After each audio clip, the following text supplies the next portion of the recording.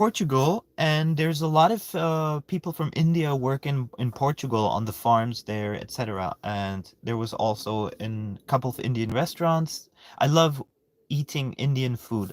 This is my most favorite food. I love Indian food. Of course, the spiritual awakening that I had goes back to Ramana Maharshi, of course, and because Mooji was taught by Papaji, who was taught by Ramana. The same with Gangamira, who was ex-wife of Papaji or widow of Papaji, and they're both in Portugal. And anytime I talk to Indians, people from India, I feel like I'm almost like I'm speaking to.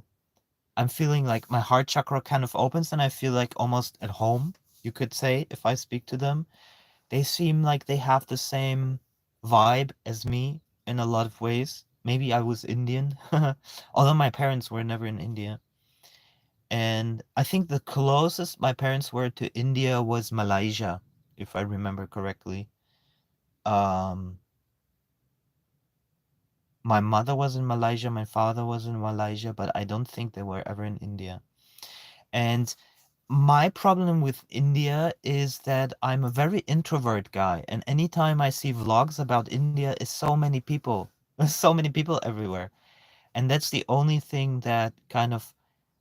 So my question to people from India would be like, where do I go if I'm highly spiritual, but I don't like so many people around me? I like people, but not so many. I need something quiet. That's one of the things I do like about Portugal. It's a very quiet country, and India is loud. India is very loud, kind of, I would say. So I don't know how Rishikesh is. I think Rishikesh would be also very loud and lots of people. And I remember when I see satsangs from Sri Nisargadatta, it's always very loud. Lots of people. The from Papaji as well. When I see old, it's the same. And also when I see Muji satsangs from India, it's the same. Very loud. So many people. I don't want that. I'm too highly sensitive, so I need my space. That's also the reason why where I'm right now is in the nature in Spain, with my campervan, and very quiet, very quiet. And but when I see Indian women, this is very interesting. I feel very drawn to them. I feel like an Indian woman would be a good partner to have children with. Um, and the only way to find her, I guess, is in India. Although the last few months, I've seen more and more women from India also online, which before it never existed. It's also very interesting. And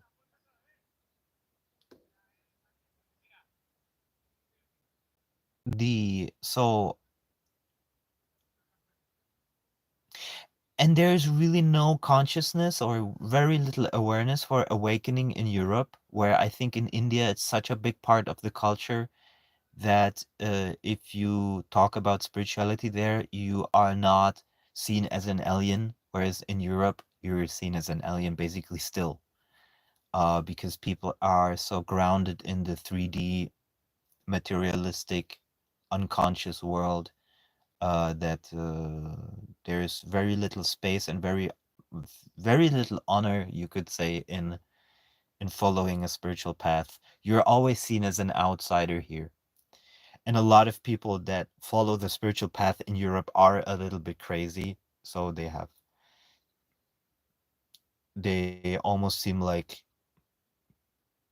mentally ill sometimes. Whereas in India, it's just part of the culture. So it's very, very different. You can be spiritually awakened and I think normally function in an Indian culture. Whereas in Europe, it's very hard to mix those two things, I think. Uh, because you cannot talk about it at all, otherwise you will be seen as very strange. Now, after the awakening, I became a tantra master for women. So I did 1,000 tantra massages with women after awakening, and I helped many people also with their pains. like releasing pains, because can feel blockages in nadis and chakras, and I can feel traumas and release those emotions. And that's a gift that I've been given. But I kind of stopped doing it because in Europe there is there is very little awareness for this. There's a little bit, but not much. And uh I felt like the universe is telling me let it go as well. Even though you have this talent, let it go. And that was an interesting challenge for me, that to know that I have a talent for healing people and doing these massages, but I wanted to see if I can let it go completely as well, which I was able to. And I don't feel a necessity to go back into healing and into energy healing. But if it happens organically, yes, then I do help people with chakra cleaning and nadi cleaning. And nadis are like the energy uh, cuerdas, energetic strings, energetic strings. And the thing is, like, you can there's something which I invented. It's called nadi breathing. It's basically you choose 2 points. Let's say you have a trouble here. Okay, let's say this is like part of your body, right? And you have a trouble here. Then you pick 2 points, let's say between here and here, and then you breathe back and forth, and you imagine that the energy channel is opening up as you breathe back and forth. So, and it works tremendously well. At some point, the energy opens up, it starts to rise, you cry it out, and then you're released from this.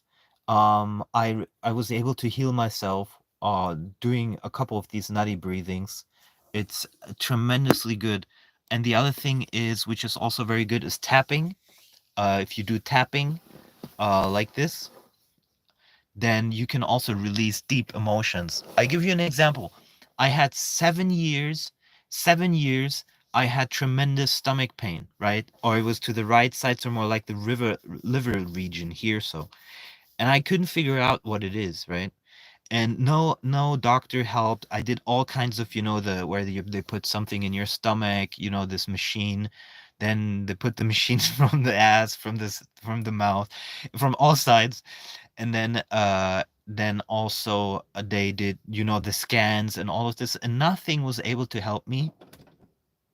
And then I was lying in bed, and also was once in the hospital. And the interesting thing about the hospital, there was a guy who was about to die from a tumor. He was lying next to me. He was 77 years old. And he told me he was once in Rishikesh, and we started chatting a lot, and I was talking to him about spiritual awakening and all of this stuff. For him it was new. Then I bought Eckhart Tolle, Power of Now, and I gave it to him because he never read it. And I gave it to him in the hospital so he could read it. When I left the hospital, I sent it to him. And then a couple of months later, when I was in, I had again pain, and I said I'm not going back to the hospital. So I was lying there in deep meditation, and in deep meditation, there came like an information to me, a little bit like to the Japanese monk with the Reiki. You remember when he was 21 days in silent meditation, then to him came like the idea of Reiki. This was very similar, and it told me to start tapping. So I was tapping like this, and I was tapping and tapping and tapping, and even after 10, 15 minutes, nothing was happening, but it told me to continue tapping. And I tapped for about 1.5 hours, 2 hours, and then suddenly there was a burst of released energy. All of the energy got released, and there was a lot of crying. There was a lot of crying. There was a lot of pent up frustration. All of this came out, and the pain never returned the same way.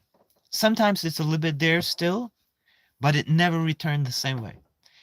And there was 7 years of constant pain. The doctors didn't know what to do about it. All they gave me is these proton inhibitors, which never helped.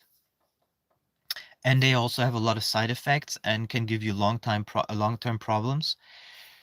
So tapping tremendously helps. Then I had many years, I had warts on the plantar warts on the foot. Many years, couldn't get rid of them. Nothing helped. And then I did the nadi breathing. And the nadi breathing was between my legs or between the feet and the knee.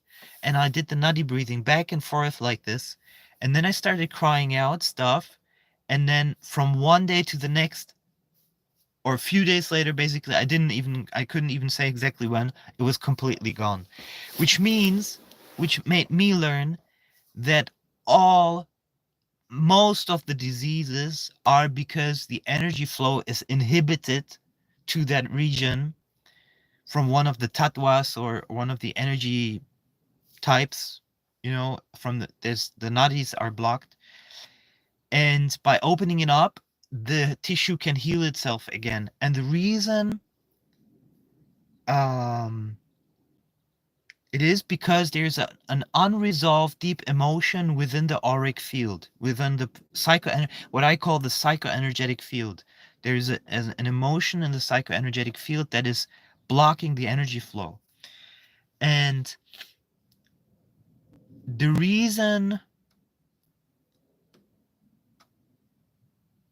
it is there is usually because of identification, because something happened to you in the past which you identify closely with and you're not able to let it go. And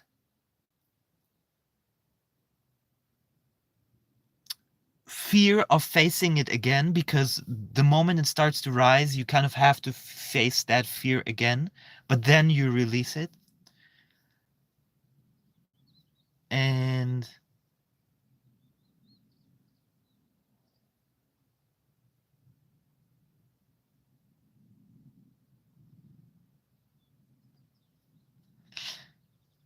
there's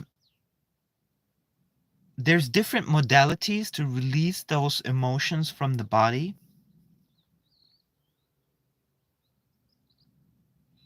And tapping and nadi breathing helped me the most. And there's something also called chakra breathing.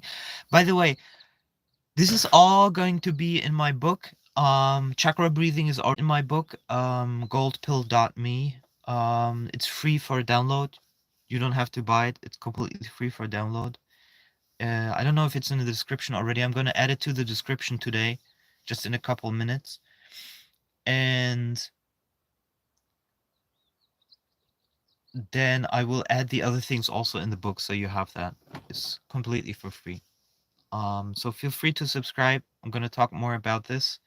By the way, the emotions can wander in your body. It doesn't have to be at the same place. So sometimes it can be like here and then it can move to another place. Super interesting. We're going to talk about this as well.